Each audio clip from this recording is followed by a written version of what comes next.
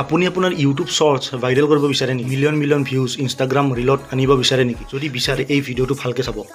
আজি ৰাতিপুৱাৰ পৰা মই এই টপিকটোক লৈ মই বহুত চিৰিয়াছ হৈ আছিলোঁ। ৰাতিপুৱাৰ পৰা ৰাতিপুৱা 9টাৰ পৰা গধূলি 3টালৈকে মই এই কণ্টিনিউ ইউটিউব ভিডিঅ'ই চাই আছোঁ। ইউটিউব শৰ্টছ হওক ইনষ্টাগ্ৰাম ৰিল হওক কেনেকৈ ভাইৰেল কৰিব পাৰি। অৱশেষত মই পাই গৈছোঁ সেই ট্ৰিকটো যে কেনেকৈ ভাইৰেল কৰিব পাৰি। যদি আপোনালোকৰো ভাইৰেল কৰিব মন আছে বা মিলিয়ন মিলিয়ন ভিউজ আনিব মন আছে এই ভিডিঅ'টো চাই থাকক।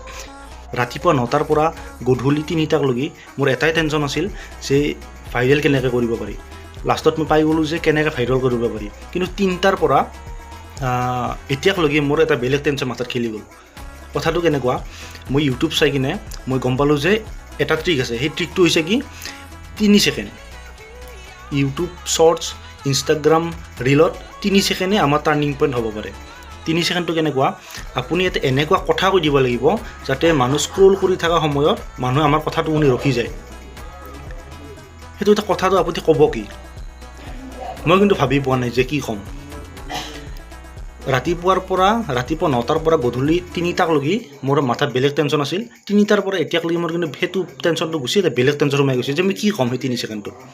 মইতো বেলেগ কথা ক'ব নোৱাৰোঁ যে মানুহ এটা মাৰ্ডাৰ কৰি দিলোঁ বুলি, সেইটোতো বেয়া কথা হ'ব। এতিয়া আপুনি যদি সেই কথাটো বিচাৰি পাইছে তেতিয়াহ'লে আপোনাৰ ইউটিউব শৰ্টছ ভাইৰেল হৈ যাব।